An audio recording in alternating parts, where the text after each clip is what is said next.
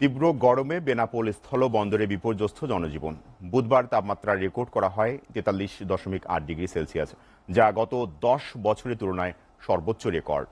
ঘরের বাইরে বের হলেই পুড়তে হচ্ছে প্রখর রোদে। তীব্র তাপদাহে বেশি কষ্ট পাচ্ছেন শ্রমজীবী মানুষ।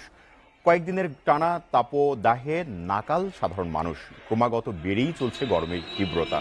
ভ্যাপসা গরমে ব্যাহত স্বাভাবিক জীবনযাত্রা। হাসপাতালে বেড়েছে গরম ও পানিবাহিত রোগে আক্রান্ত রোগীর সংখ্যা।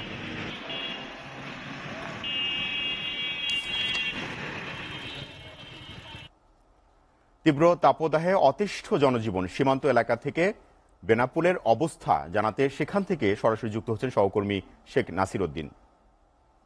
নাসির, গরমে বেনাপোলের অবস্থা কেমন দেখছেন? বৃষ্টির পূর্বাভাস নিয়ে কি বলছে স্থানীয় আবহাওয়া অফিস?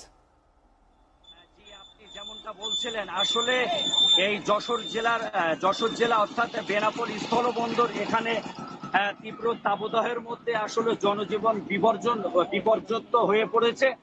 আমি আমাদেরকে যশোর আবহাওয়া অফিস কিছুক্ষণ আগে জানিয়েছেন যে গতকালকেও 42.8 ডিগ্রি তাপমাত্রা ছিল, তার আগের দিনও 43 মতো তাপমাত্রা ছিল, আজকেও সেম তেমন অব্যাহত থাকবে বলে যশোর আবহাওয়া অফিস থেকে আমাদেরকে যেমনটা জানিয়েছেন। তবে এই অঞ্চলের আসলে নিম্ন আয়ের খেটে খাওয়া মানুষের আসলে এই তাপদাহের ভিতরে পড়তে হচ্ছে। স্থলবন্দরে এখানে 5 থেকে 4,000 শ্রমিক এখানে তারা বন্দরের ভিতরে কাজ করে থাকে। আসলে তারাও খুব জনজীবন মতো তারা দিন পার করছে। এখানে আসলে পরিস্থিতি খুবই খারাপ। এখানে যে বৃষ্টি হবে সেরকম কোনো সুখবর আবহাওয়া অফিস আমাদেরকে তেমন দিতে পারেনি। নিম্ন আয়ের মানুষ, খেটে খাওয়া মানুষগুলো খুবই বিপর্যয়ের ভিতরে পড়েছে।